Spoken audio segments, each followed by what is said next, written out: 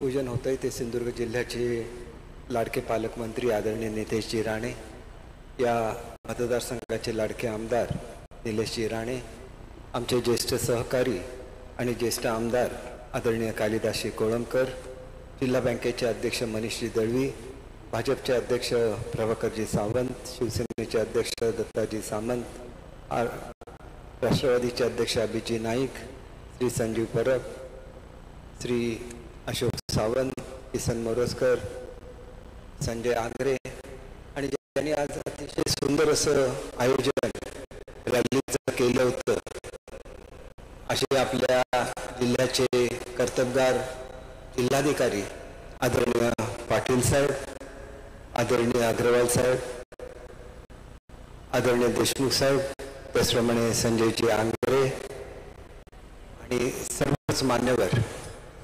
एक आनंदाचा प्रसंग अशासाठी आहे की आज महाराष्ट्राचे आराध्य दैवत छत्रपती शिवरायांची जयंती आहे. त्या निमित्त मी छत्रपती शिवाजी महाराजांना वंदन करतो. आपणा सर्वांना शिवजयंतीच्या हार्दिक शुभेच्छा देतो आणि त्याचबरोबर आभार मानले पाहिजे ते भारताचे पंतप्रधान आदरणीय नरेंद्रजी मोदींची, की ज्यांनी छत्रपती शिवाजी महाराजांचं तेज ओळखलं. संपूर्ण भारतामध्ये छत्रपती शिवाजी महाराजांचा विचाराचा प्रसार कसा होईल हे त्यांनी बघितलं आणि छत्रपती शिवाजी महाराजांनी स्वराज्याचं नुसतं स्वप्न बघितलं नाही, ते स्वप्न साकार करून दाखवलं आणि स्वराज्याची स्थापना झाल्यानंतर सुराज्य कसं असावं हे त्यांनी संपूर्ण भारताला दाखवून दिलं. आणि म्हणून मला आपल्याला एकच सांगायचं आहे की अमेरिकेसारख्या महासत्तेला व्हिएतनामसारख्या छोट्याशा देशाने पराभूत केलं आणि ज्याला व्हिएतनामचे अध्यक्ष हे भारताचे पाहुणे म्हणून भारतामध्ये आले, त्याला राजशिष्टाचार आटोपल्यानंतर त्यांना विचारण्यात आलं की भारतात तुम्हाला कुठल्या जागेला भेट द्यायचं आहे. त्याला त्यांनी सांगितलं की मला रायगडला भेट द्यायचं आहे. रायगडला ते गेले. छत्रपती शिवाजी महाराजांच्या समाधीसमोर ते नतमस्तक झाले आणि त्यांनी सांगितलं की ज्या गुरिल्ला युद्धामुळे आम्ही अमेरिकेला पराभूत करू शकलो त्याचे जनक छत्रपती शिवाजी महाराज आहेत.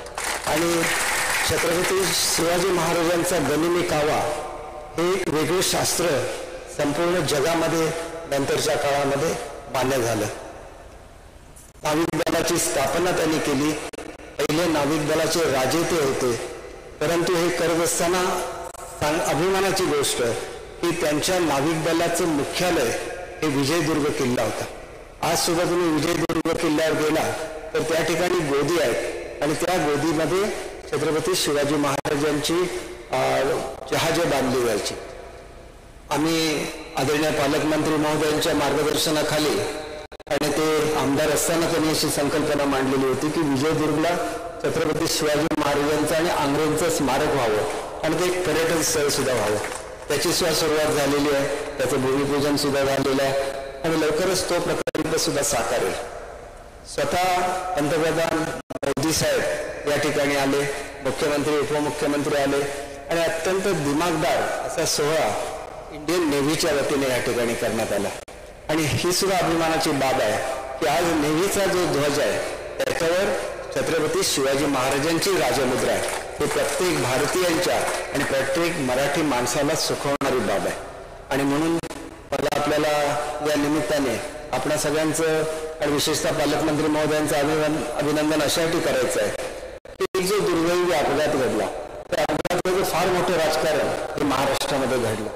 शेवटी अपघात हा अपघात असतो, परंतु त्या अपघातामध्ये असलेला तो पुतळा त्याच्यापेक्षा भव्य पुतळा आज या ठिकाणी साकारतोय.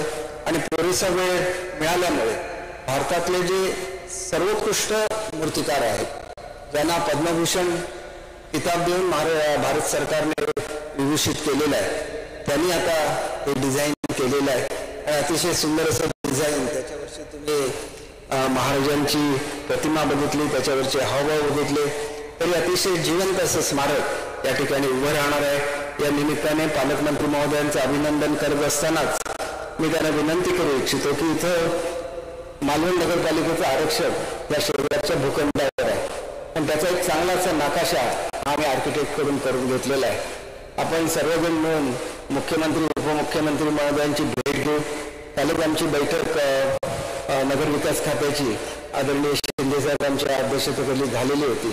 तर त्याच्यामध्ये ही जमीन ॲक्वायर करून त्या ठिकाणी अशा पद्धतीची सृष्टीची उभारणी व्हावी की सगळ्या भारतीय